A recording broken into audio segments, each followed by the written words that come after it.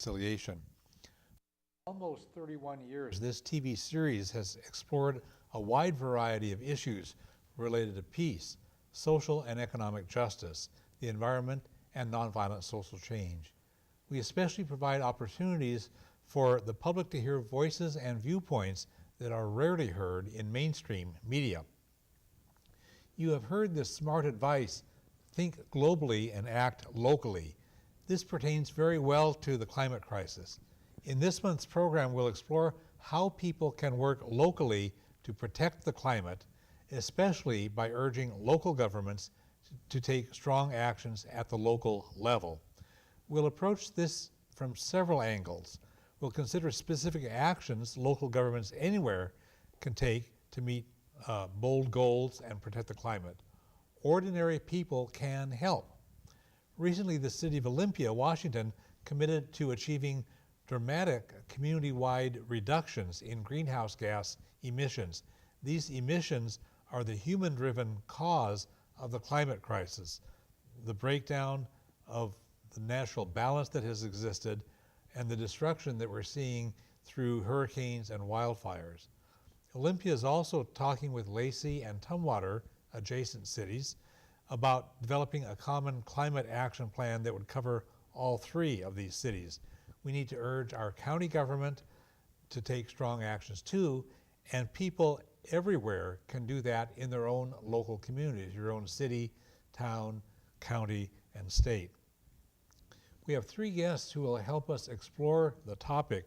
All three are very active with the Thurston Climate Action Team, a nonprofit organization that works directly with local governments and businesses in Thurston County, Washington, to raise awareness about climate change and the opportunities for economic development, cost savings, and improved health through clean, renewable energy. This organization's new campaign, People for a Carbon-Free Olympia, urges strong local support for the City of Olympia's climate and clean energy goals. And so I'm happy to welcome our three guests. Carrie Zeigler is an artist, environmental educator, and community engagement specialist who is especially skilled at working with people to create art around important issues. Good to have you here, Carrie. Thanks, Glenn. Eder Nunez and his family have lived in the United States since he was 10 years old. He's a U.S. military veteran and a graduate of the Evergreen State College. He volunteers to protect immigrant rights and to protect the climate. Good to have you here, Eder. Thank you, Glenn. Tom Crawford is a leader in the Thurston Climate Action Team and is very savvy about how local governments can protect the climate. I've enjoyed working with Tom on several issues for a good number of years. It's fun to have you back, Tom. Thanks, Glenn. So I'm glad all three of you are here, and we'll have a pretty good time getting into this. You know, it's a serious topic, but we always have a good time when we're making progress, and that's what we'll do here. So I just want to give a quick refresher about climate disruption for anybody who might be unsure about what this is about. The basic facts are that for a great many years, the Earth's atmosphere was quite well balanced and stable. Over many millions of years, plant matter collected in the ground and turned into coal, oil, and natural gas. These are known as fossil fuels. These fossil fuels contain a lot of carbon, the chemical, and so they're also referred to as carbon-based fuels. In just a very short time, though, people have burned about half of the world's supply of these fossil fuels that have spent many millions of years being formed. We've burned half of that in just a short time. Burning coal, oil, and natural gas caused huge amounts of carbon dioxide, CO2, to go into our atmosphere, and in the atmosphere, CO2 traps the sun's heat. It's like a blanket around the Earth, so that less of this heat from the sun can return into space, and it functions kind of like a greenhouse does, and so we call it a greenhouse gas.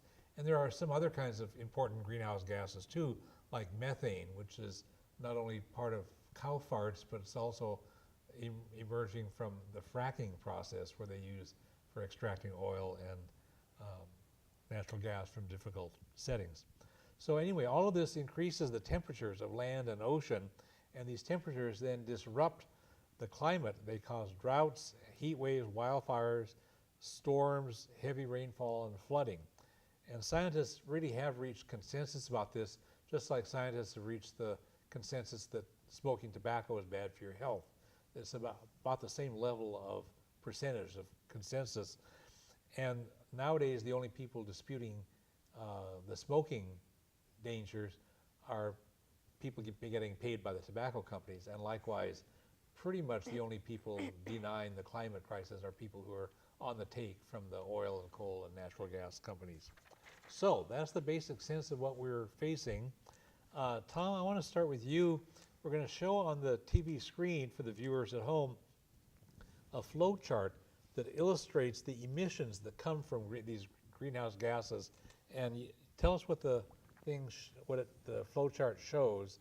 These have to do with the sources, and walk us through that if you would, please. Sure thing. So this is a chart for specific to the city of Olympia. So this represents energy flows throughout the boundaries of the city, homes, businesses, and likewise.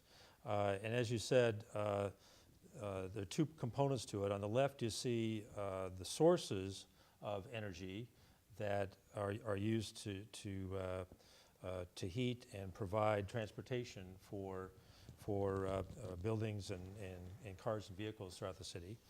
And on the right-hand side are indications about end use. So, for example, if we look at sources, we see that, and so the numbers here are in terms of carbon dioxide equivalents, and so all of the greenhouse gases are kind of accounted for in terms of their equivalent impact that it would be if it were carbon dioxide. Okay. So the total carbon emissions, carbon dioxide or greenhouse gas emissions for the city of Olympia on the extreme left-hand side are 579, from energy sources, are 579,000 tons of CO2 equivalent. Then that breaks down into coal, natural gas, and petroleum. And coal is used for electricity generation, along with, you see, hydro, other renewables, and nuclear in the upper left-hand corner there. And then in the lower left-hand corner, like I said, there's coal, natural gas, and petroleum are the major sources of energy that, in this case, these are the sources used by Puget Sound Energy, who is our energy provider here in Thurston County. And 10 other counties around the state, too. Exactly. It's a big outfit. Right. And so coal is about 192,000, natural gas is 133,000, and petroleum is about 253,000, again, tons of CO2 equivalent. And so then all of that goes into electricity generation, and then some of the natural gas, in addition to being used for generating electricity, is used directly by residences and commercial and industrial businesses in the city of Olympia.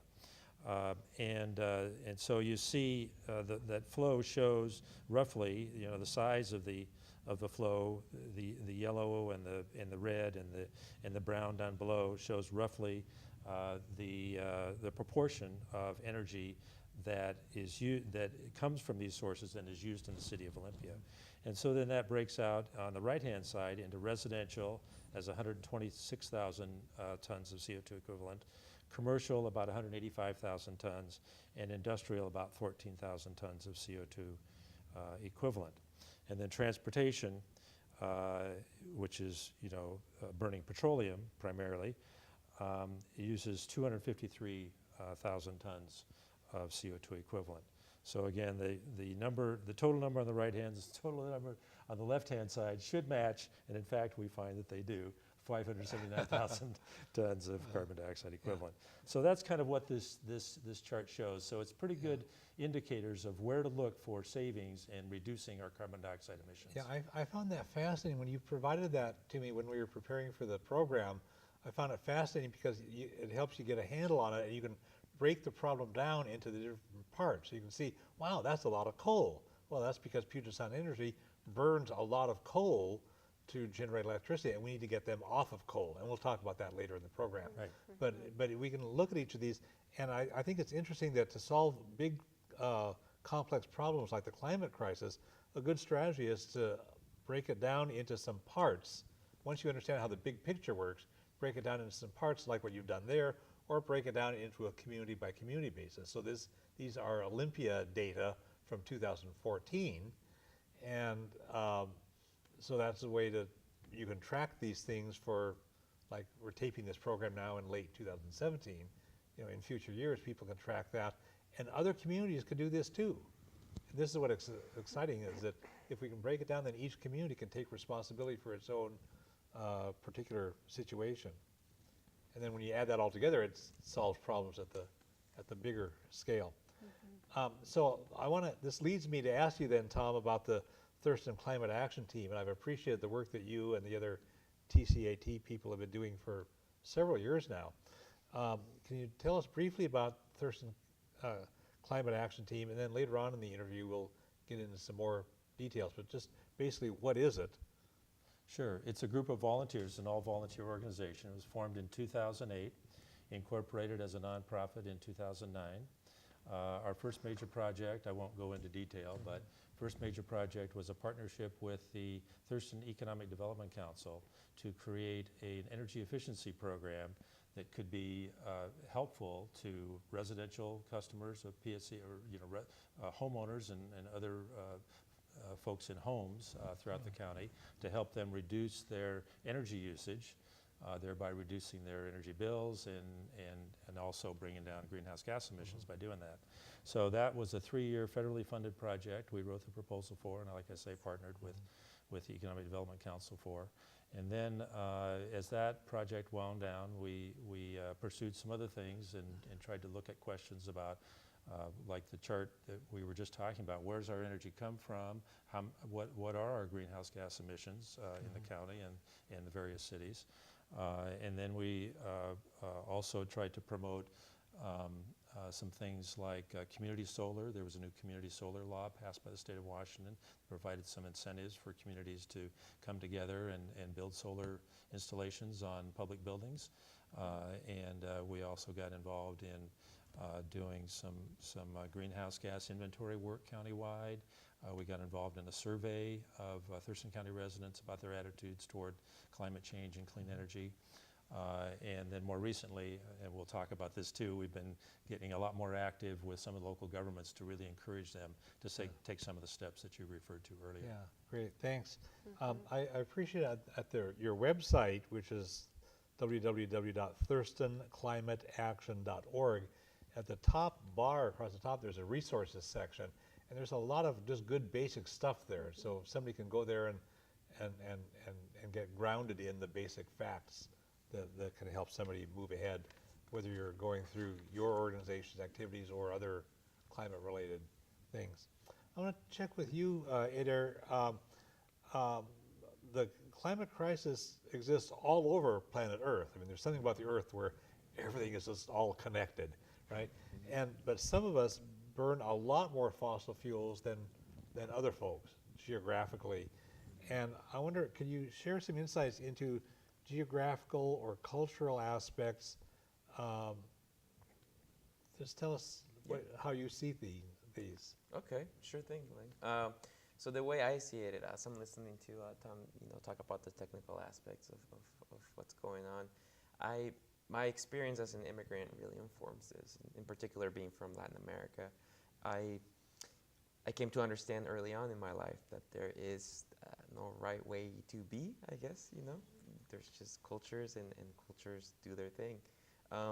And so the experience of being an immigrant led me to ask, deeper questions around, okay, well, why is my culture the way that it is? And so when it comes to the American mainstream culture that we live in, I think it is important for us, as responsible citizens, to go there, to go into the history of the ideas that have shaped our worldview and the way we relate to the world, and see how that differs from other cultures. In particular, cultures like China, for instance, entire world away, completely different take on life, if you will. And what is that difference, and what does it mean in everyday terms? In terms of the environment, I'm speaking a little bit personally.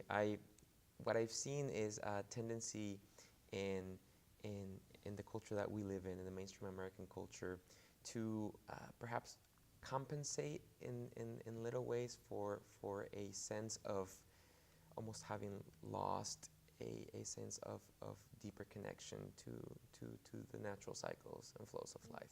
And so a lot of this is informed by my own understanding of my own culture, the deeper aspects of my own culture.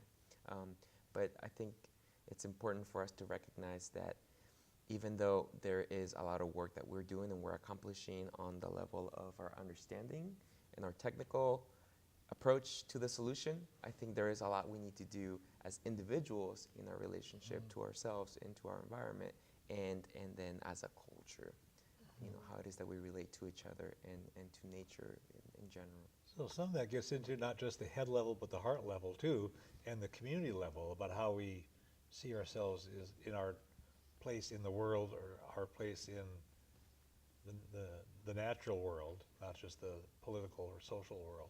Absolutely. And in speaking in particular about countries or cultures like the Chinese culture or Eastern cultures in general, I think it's exciting that we live in a time where we have very open access to all the cultures of the world, and I think language is a critical aspect of our understanding, our approach, because it was once I started learning English, I became aware to what degree having been monolingual was restricting my ability to see a wider scope, to be able to penetrate a little deeper. And so I highly encourage everyone listening to please take up a foreign language and learn it, whatever language that might be.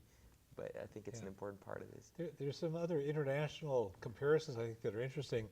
The United States was making progress toward converting from fossil fuels toward alternative renewable energies. But now, since the November 2016 election especially, the United States is just going hell-bent in a backwards direction. Other countries are still moving ahead. There's all kinds of innovation, all kinds of alternative energy, high-speed, efficient trains, lots of solar, wind, all kinds of alternative stuff. Other countries, some other European countries are phasing out their nuclear power plants. There's all kinds of stuff. And some in the United States, some states that are controlled heavily by Republicans are actually making it harder for people to put solar panels on the roof. And Congress has been actively discouraging energy conservation. It's like going just the wrong direction, and you can see there's not a real reason for that, because other nations are still moving ahead. And it seems to me like instead of making America great, we're going to make America a backward nation, and the other countries are going to just go ahead of us. Yeah. It's also true that I just saw an article today. Apparently, many of the states that voted for Trump in this last election are actually growing faster in their use of renewable energy, particularly solar energy, some of those states are Yeah. the fastest They- growing yeah, they- in terms of increasing their use Yeah. of solar energy. They- So there's there's Yeah. kind of a dichotomy there almost, but Yeah, it's a, but some of their yeah. state governments are trying Yeah, to put a lid on it. yeah, and and so move it so back. how effective the state governments are going to be Yeah. to resisting the natural economic advantages of renewable energy, it'll be interesting to see. Yeah. Well, it is Go ahead. exciting to discuss, a lot of what's going on around the world. Yeah. But I think it's important to recognize that there is a lot of good things going on in our country too, and Yeah. that Yeah. nothing can stop us. No amount Right. of political, Well, yeah, Um, we're going to find out about some cool stuff that Carrie's been doing, which is part of the very creative solutions. If I could just mention briefly Yes. some of the things that I find fascinating. I was referring earlier to China and Chinese culture, and given their system of governance and how the approach that they've decided to take and the rule that they take, they are able to accomplish things that are would take a lot longer for us. And so their government is very busy investing billions upon billions on renewable energy right Yeah. now, and they're making a big push to clean up the environment. And the last that I read, they're making a big push on electric vehicles, and so to such a degree that they now hold more than half of the world's market, and that's about to double like in the next few years because they can make those sorts of decisions. And let's not forget that's informed by their culture, right? Yeah. It's the politicians making these decisions, but that's informed by the worldview that they've derived Yeah. from being a culture, a very, very old culture. Yeah. Yeah, it is also thing. interesting how so many countries are leapfrogging right over fossil fuels into renewable energy as Yes. well. And that's Yeah. really heartening, I think. Yeah, they never got bogged down in the stuff that we got bogged down in. They're just going leapfrogging. Well, that's good. I want to check with you. Thank you, Eder. I want to check with Carrie because you're doing some creative and very clever ways to engage people. Because if we're going to solve this, it's going to be people going to solve Right, this, yeah. right? And you've been using creative ways to bring people together to deal with difficult topics, not just this. Why do you use art to do your thing? Well, I believe strongly that when you bring art and education together, what you get is action. And when we deal with these tough environmental topics, whether it's climate change or pollution in the ocean, we come up against these really difficult things that can overwhelm us and lead us to stagnation and apathy, and that doesn't help anyone. And so when you make art, I believe that really helps to rocket people out of that stagnation and into action, which isn't just good for those environmental problems, but it also is just good for our own health too. Yeah, so instead of just like bang up against a wall, it's a creative route, an alternative route to something that we otherwise don't think of if we're just stuck in that Right. tunnel vision of exactly. facts. Yeah. I wonder, how did you get started in this? Well, I studied art and I studied environmental sciences, and there was always just some part of me that wanted to bring the two together. And so I've been working on that for years, and I started working with community mural projects as one way to do that, but then I shifted into creating these large, multifaceted art and action projects. And one of those is the plastic whale project. And we'll show that in just a moment. Okay. First, I want to find out about the work you did with Thurston Eco Network, starting in Right. February of 2017. So that's particularly with this climate art and action project that I'm working on with Tom and a number of other organizations. I was invited to present about my work using art to empower people to create changes in their behaviors to this group of environmental educators. And I did that, but as part of that, I wanted to do more. I didn't want to just talk about me and what I was doing, so we actually had a workshop to facilitate the creation of a climate art and action project. We had this idea that if we all leveraged our group resources, there were representatives from, 20 or 30 organizations in the room, that we could create something really big and really beautiful and empowering. So that was where that got started. Okay. Yeah. Now we want to show this wonderful photo of a gigantic whale and have you tell about it. And the whale is inside. It's up on a stage. Right, yeah. Tell us Yes. about this giant plastic whale that you created, and we'll we'll keep the image up so people can Okay. absorb that beauty. That sounds great. So the whale that you're seeing right now is the Plastic Whale Project, and this is a project that's a great example of how I work. This was created when I worked for Thurston County Solid Waste, and in this project, it was a project about plastic bags and how they affect our environments and ourselves. And Thurston County at this time was doing outreach to learn about trying to decide whether to implement the plastic bag ordinance or not. And so we decided to create a life-sized gray whale out of plastic bags and other trash.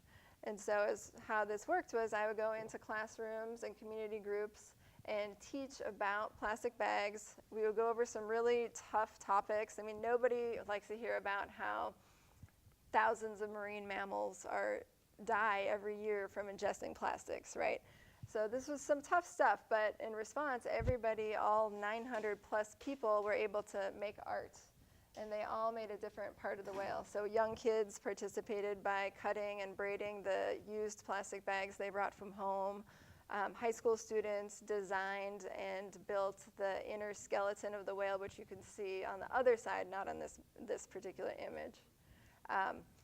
So they were able to really use their creativity for that. So all together, these 900 people worked to create this one piece that was then in our beloved Procession of the Species celebration. And they were then able to bring their families and their friends to see what they helped to create. So they learned about some tough topics, they made art, they were able to bring their families and friends to see this. And we actually had several different requests from city council members to bring the whale to council meetings because it was such a powerful piece. Of course, we didn't do that because the whale is a little hard to move. But throughout that time, Thurston County, Olympia, and Lacey all implemented the plastic bag ban. And there were a number of students who felt personally responsible for that shift. Cool. And for me, when kids feel empowered to create change in government, that's how I know we've had success. Cool. How did you get the kids to help? How did they get interested in helping? How do you hook I went them into in? classrooms, and so, I mean, they were there working, we were working together, and they were learning about all this stuff, and so I proposed it as a way that they were able to take action. I mean, it's just really incredible to be able to work on something that is bigger than you can do alone, right, and contribute to something bigger. And so I really had no problem getting people to participate. It was actually almost harder to get them to stop working on the project than anything else. Thank you, Carrie. That's a fun thing to do, and thanks for that great artwork. Yeah, you're welcome. Tom, I want to check back with you about a county-level entity we have here in Thurston County, Thurston Regional Planning Council, and they promoted sustainability and they created some targets for reducing greenhouse gas emissions. Can you tell us about that, just briefly? Sure, they created a sustainability plan a couple of years ago, I think about 3 years ago now, through some federal funding that they gotten lots of participation from throughout the county. And one of the things that we worked, the Thurston Climate Action Team worked with them on is they had a section on climate change and how climate change was affecting us and would soon affect us here in Thurston County, and of course it already is. And then included some of those targets, science-based targets, in that strategy and in that plan. And so as a result of that, then they, about a year later, actually made a commitment. The council, by vote, it's a representative of municipalities and other key organizations from throughout the county, so it's broadly representative countywide. And by vote, the members of the council said, yes, we would be interested and willing to lead a regional climate action plan. So they've had some difficulty garnering funding for that. So here recently now, they've renewed their interest in that, have submitted an inquiry to a Seattle-based foundation to help with that, in concert with the commitment of the city of Olympia that you mentioned earlier, to develop a climate action plan. And so the hope is that Thurston Regional Planning Council, together with the City of Olympia and hopefully the cities of Tumwater and perhaps Lacey, can come together now and start to create a regional plan around climate action that would include not just the targets, but also specific strategies and implementation steps that would be needed to reach those targets and would be clearly aligned and tagged to reaching those targets. Yeah, that's great. I mean, there's such a gap often between politicians saying nice things because they like to say nice things, but they often don't do what needs to get done, versus the approach that you're taking where there's actually follow through with some specifics, some actions, it's not just having goals, but actually plans to meet those goals. And then there's folks like you and the other folks at TCAT that are paying attention and holding them accountable. And we'll have voters be holding people accountable too, and we'll talk about that later in the interview. Right. But that's a really cool thing. Earlier in this interview, we recognized that the Thurston Climate Action Team, TCAT, is working on these issues, and we talked a little bit about what the Thurston Climate Action Team is. Are there some other accomplishments that you could mention at this point beyond what you said before? Well, I'd like to also acknowledge we've got some pretty outstanding community members who are on our board. So besides myself, there's Graham Sackerson, who's former mayor of Lacey, and is now a member of the North Thurston School Board, and has been a community leader in participating in just about every board and committee there is in this county. So he's well known and well respected. Then we have a member of the Tenino City Council, South County. We have a representative of the Evergreen State College. We have a CEO, or I'm not sure what his new position. He's a representative of the financial institution community. So he was formerly CEO of one of the credit unions here in town, and recently changed jobs but he's still working with a regional credit union. And so he brings sort of that financial thinking to our board. And we have 2 or 3 other members on it. But that's the kind of the flavor that I just wanted to talk about. But then in terms of some specific things that we focused on, as I mentioned, through the partnership with the Economic Development Council, Thurston Economic Development Council, and that created that Thurston Energy Program that is still operating, even though with very limited funds these days, but has done some great work to reduce energy usage in 400 or 500 homes throughout the county, and several local businesses, small businesses, and has also in that program has created jobs, has created new economic development opportunities for small business people in the community to be able to bring those services to the community of the retrofits that are required for homes and businesses to reduce energy usage. So that's a major thing that we're pretty proud of. In addition to that, then, as I mentioned, we did a greenhouse gas inventory a few years back. We started with a baseline year of 2010, and we've just recently completed an update for that. So we've got greenhouse gas emissions data for the county-wide from 2010 through 2016 now. And we're just completing the 2014, 2015, 2016 calculations. Yes, so it's good So that you have substantive stuff and actual tangible accomplishments, the energy conservation activities for people's homes and really affecting the local governments and stuff. I've always found TCAT to be very practical and reliable, a good source of information and solid in what you do, so I appreciate that. I want to see if we can follow up next with, we'll show a little video that has its own, that you provided. Yeah. It has its own audio with it, and then after we've seen it, we'll talk about this. This part of your efforts have to do with Thurston Climate Action Team starting this campaign called People for a Carbon-Free Olympia. Let's watch that video, and then in 30 seconds, we'll be back.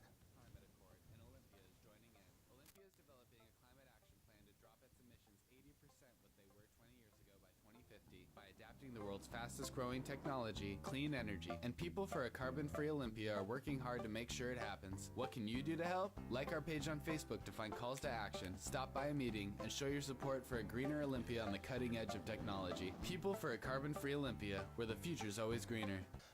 And so we began to see that over and over again. We began to hear that from some of the elected officials we were working with and talking with. And so then when the city, in late 2015, when the city of Olympia and the mayor of Olympia made a commitment, Stephen Buxbaum at that time, made a commitment to this to a compact of mayors, which it is now a worldwide effort, to reduce carbon emissions by 80% by 2050. We said, great. And then as we tracked and saw that meant that they were also committed to not only doing their own greenhouse gas inventory, but setting targets and doing a climate action plan, which would lay out those practical steps that would take to get from today to 80% reduction. We said, great, let's encourage that. And let's see if we can organize and pull together community members to make their voices heard, to make sure that the members of the City Council and other folks involved in putting this plan together know that the people of Olympia really expect solid, practical action and really expect that the City Council will step up and make the tough decisions and do the right thing to make this work. Well, thanks. And part of what my agenda is in doing this program is not only to lift that up for Olympia, but to urge people who are watching this program elsewhere, and we do have people elsewhere that watch it through their computers, through the Olympia Fellowship of Reconciliation website. So people might be in Pennsylvania or Florida or who knows where watching this. This needs to get replicated in every community across the country, and then we can do this kind of think globally and act locally thing. If we have this kind of vigorous, smart, very savvy, practical work being done community by community, and artistic work being done community by community, I mean, that can turn some things around. Definitely. So yes. that's what we're really hoping for. And at the end of the program, when we have information about resources, I'll list the website where the City of Olympia has been doing some significant work around sea level rise, because Olympia is a very low-lying coastal place, and much of downtown is going to get flooded when the glaciers melt and Greenland and Antarctica drop off glaciers and ice things. Let's see, I want to get one more visual from you. We'll show a wedge, what's been referred to as a carbon wedge.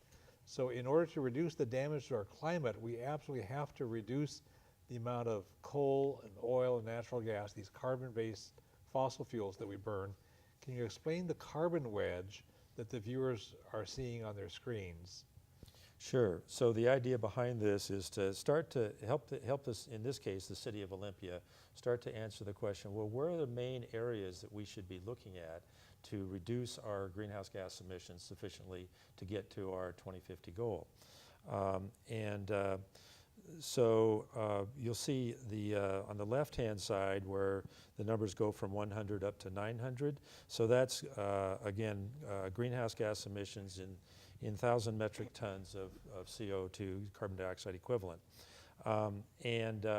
So then each of the wedges is a different color, and they represent a different strategy or a different sort of program and sort and way of reducing emissions.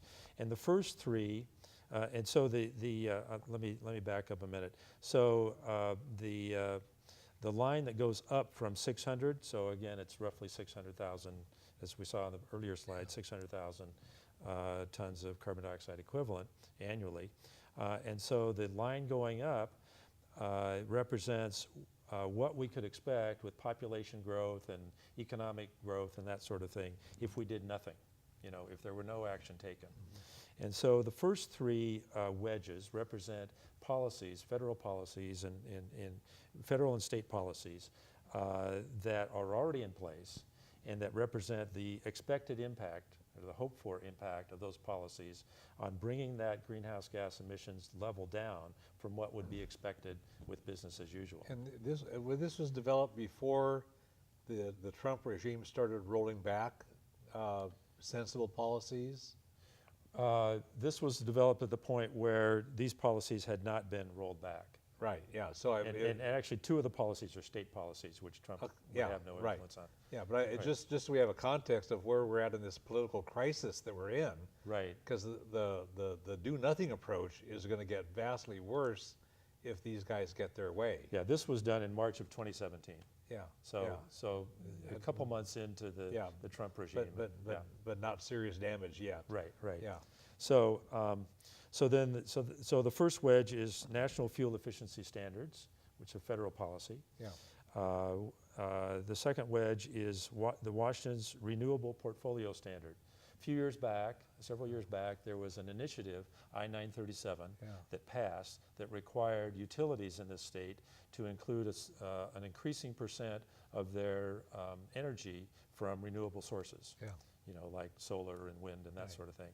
And that resulted in many of the wind turbines now we see along the Columbia Gorge and in eastern Washington and some of those areas. Yeah, so this is a benefit from citizen activism that passed I-937. That's exactly It's right. people power that did that. And I was one of the signature gatherers You on bet. that. That's right. I'm not surprised. Yeah.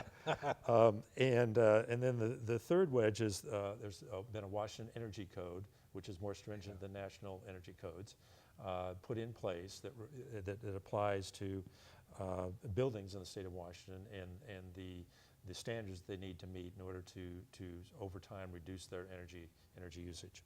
So those are in place, but the ones probably of most interest to us now from this in the context of the city of Olympia are the last four. And you'll see the largest sort of piece of the pie in the wedge here is something called electricity grid decarbonization. Well, that represents the fact, if you remember the previous chart, coal was a big component, a big contributor to greenhouse gas emissions for the city of Olympia. Yeah. The coal that's and this coal is burned in eastern Montana, and it's piped out here through the power lines, and we use that energy produced by the coal in eastern Montana here in Olympia. Yeah, and that's And Puget so- Sound Energy, which is owned by a giant conglomerate based in Australia, Right. and is not very responsive to local people, which is why a few years ago we had an effort of people in Thurston County to activate, to energize our public utility district and buy out or consider buying out the electric portion of PSE for this county. Yeah, and I think they actually have done some positive things. They were a significant partner in the Thurston Energy program that I mentioned earlier, by providing some money to give rebates to people for what's called energy audits. You know, that gives you a picture of your home and where you can most effectively save money through energy improvements. And they've done some other things here in our community that have been. They just are putting up a small wind power installation in southeastern Thurston County and northern Lewis County. And they've just started that project, so that's it's not that they never do anything great, but we'd like them to do more. Well, and it takes people power to push them. Right. Because they definitely felt the pressure from people trying to kick them out of our county. They certainly did, and we certainly were aware of that at the time that was happening, yes, as we were working with them. So again, it's always people power that makes the important progress. Right. So the idea here is, since coal is such a major component of the electricity that's delivered to us, and the issue of have been raised statewide of encouraging Puget Sound Energy to shut down the coal-fired power plants. So as a result of people action and people initiatives, particularly at a recent hearing of the Utilities and Transportation Commission, they now have agreed, there are 4 coal-fired power plants in Colstrip, Montana, and they now have agreed to shut down the first 2 by 2022, and the plants 3 and 4 by not later than 2027. And that's an implicit pledge because they've agreed to shorten the life of that they will use to pay back the loan that they took out to build those plants to 2027. So that implicitly says they're going to have to shut it down by 2027. Yeah. So then the next step will be, I mean, I don't want to, but I can get into this now, but the next step will be to make sure that they substitute renewable energy for that coal-fired energy. Yeah. So then the last couple of wedges are transportation emissions reduction and building emissions reduction.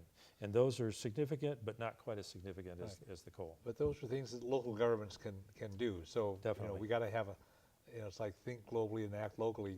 Grab onto the local handles that we can grab onto and push.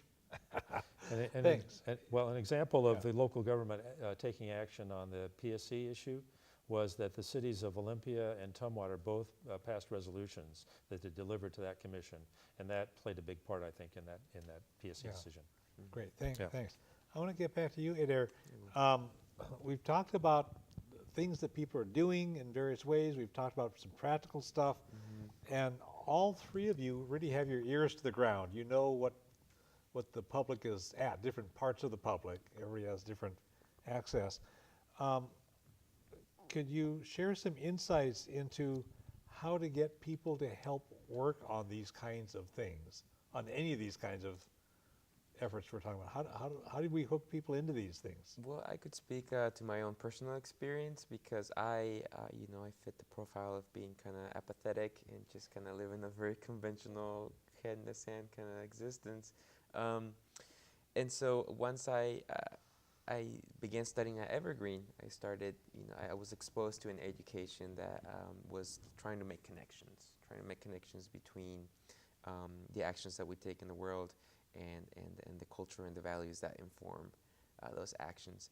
And so I just did my best to apply, to my life the understanding that I was receiving, and that's how I started asking questions about my own identity, my own culture, my origins, and how my ancestors, saw the world in a different way, thought about the world in a different way. And once I started making room for those ideas through being open-minded, then I started noticing that that was causing shifts in my understanding, in my own identity.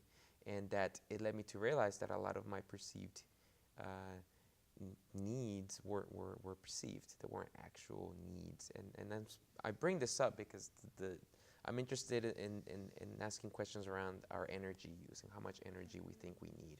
Because even though we have a lot of technological and we're making advances on this issue through technology, I really believe that it is critical we start asking deeper questions around values and culture and things you've alluded to, like living from the heart and empowering ourselves to make tough decisions about the sort of future we could find ourselves living in. Yeah, I mean, because I want to make sure that as we talk about these concerns, we don't get stuck just in numbers or public policy or whatever, because there's the heart level, the culture level, there's the artistic level, there's family level, there's all kinds of connections, faith basis. I mean, people are finding there's a statewide organization, or actually it's more than statewide, it's quite regional, Northwest, Earth Ministry, that helps faith communities of all kinds get connected with environmental issues from the standpoint of their faith perspective. So whatever faith you're in, you can draw upon that to act for the climate and the environment. I mean, there's a lot of different angles. I want to check with Carrie next, because you've talked about using art to engage people, and I want to hear some more specifically about how you engage people to work specifically on environment and climate. Are there other insights that you have beyond what you've shared? Well, so this project I'm working on with Tom and a bunch of other people for the Climate Action Project, I'm really interested, we're calling it right now Resolve to Evolve, because Tom's been sharing all these great insights about what we can do at the local government level, and we want to support that so much. And to speak also to what Eder was saying too, these personal actions are so important, and so I'm working to engage people by sharing relevant environmental information, but then responding to that, giving them the time to respond through making art. So you have this very left-brained activity where you're thinking the numbers and this and this and that, and then you can take the time to not just go on to your next thing, but to actually sit down and engage the right brain activity to process through what you've just learned. And it's not necessarily what that processing isn't necessarily right there in your face, right? It's happening while you're creating something beautiful. And so we can take this idea, this way of being, and like take these facts and these figures, and your art piece could even be of a graph, you know, or whatever it is, or maybe it's like has something to do with something entirely different. But creating this to process and integrate into your own being to help you to move forward to take more action in the world. And then when that piece becomes part of something larger, and I think of that with the climate crisis in particular, this is something that we all and our ancestors participated in creating, right? And so it's not just one person or one idea or one thing that's going to solve it. It's all of us taking responsibility for our own actions and turning it around, and instead of being like, oh, this crisis, looking at it as an opportunity to be innovative, an opportunity to reimagine how we're living our lives. And so I think that art is one way that we can focus on that and talk about that together. I saw what you did on the wall of the estuarium downtown on State Avenue. The cross street would be what, like Jefferson or Adams or someplace? So what is one of that part of downtown on the wall, and you've got kind of like life cycle of oysters, including you've got some oysters whose shells are deficiently formed because there's too much acid in the water. Right. And that's part of a result of climate disruption is the oceans and the saltwater bodies have too much acid in them for chemical reasons beyond the scope of what we'll explain here. And so shellfish don't develop properly. It's like, well, now I can see that on the wall. So thanks for doing that. I wonder if I could welcome. comment briefly on Please. something you've alluded to, Carrie, because it made me think of what I was saying earlier about language. And I was, through scientific studies, they've shown that the Chinese language, when it is being read by a person, or it's actually engaging both sides of the brain, left and right, simultaneously, synchronistically, as opposed to our Western European languages have more of a tendency to be focused on the left side of the brain. And so that's really interesting. I think that's something that kind of helps inform a little bit of the discussion around perception and language and how it helps us. Yeah, that's great. I want to recommend another creative solution that we're going to be promoting in the next month's episode of this program. This is our November 2017 program. For December 2017, the program will focus on what's called Solutionary Rail.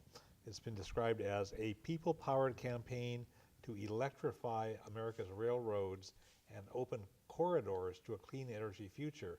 So our current transportation system, as we know, is just a horrible waste of fossil fuels and does horrible damage to the environment and the climate. We have long-haul trucks and other inefficient ways of moving things around. And this proposal for solutionary rail would modernize the railroads, power them with solar and wind, create better alternatives to trucks, cars, highways, get people off of the highways and into an efficient rail system, serve local communities better, and create jobs. So look for information on that in our next month's episode of this program. And you can also visit the website, www.solutionaryrail.org, and we'll list that again at the end of the program.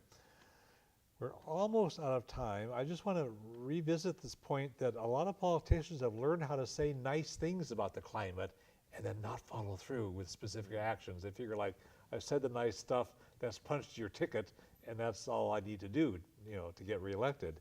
And we need to hold them accountable. The voters really do care about this, and the fact that we passed 937 as an initiative at the Washington state level some years ago is good. I don't know what other states are doing, but I would hope that those that do have the initiative process will do some strategically savvy things. We need to demand strong actions to protect the climate, and we need to replace the politicians that are not following through with strong enough actions. And this is something that people anywhere can do, not just in the community where we've been talking about and living in, but other folks elsewhere watching the show.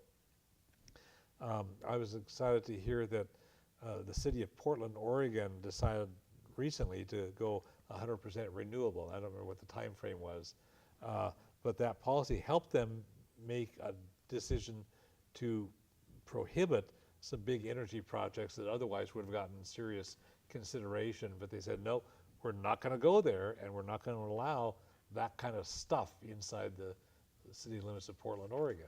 So that's a bold thing to do. There's a lot of information available. We're just about out of time. A lot of information is available.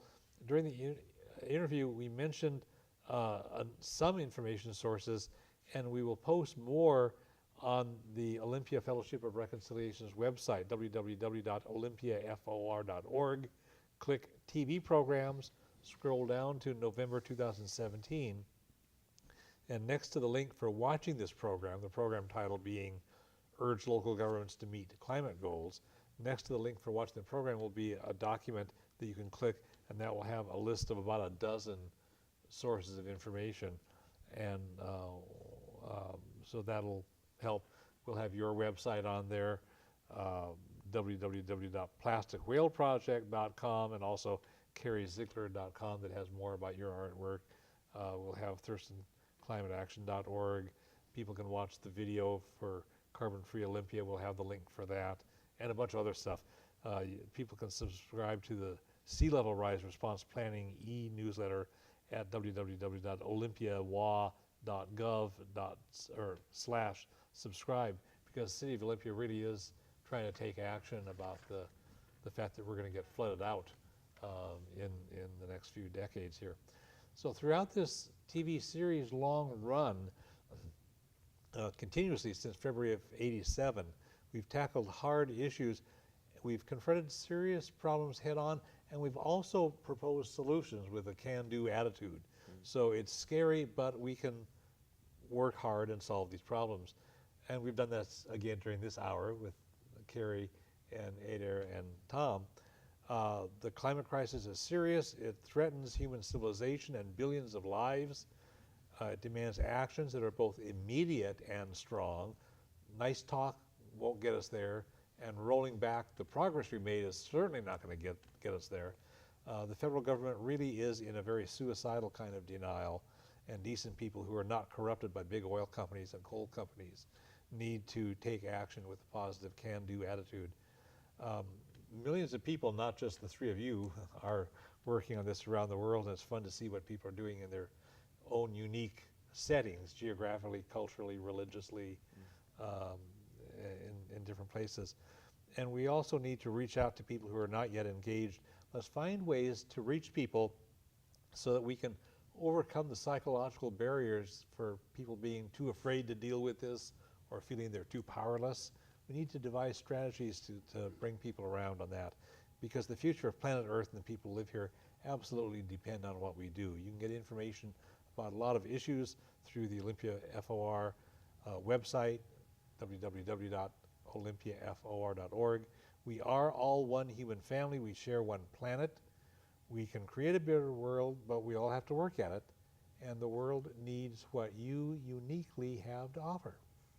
Thanks.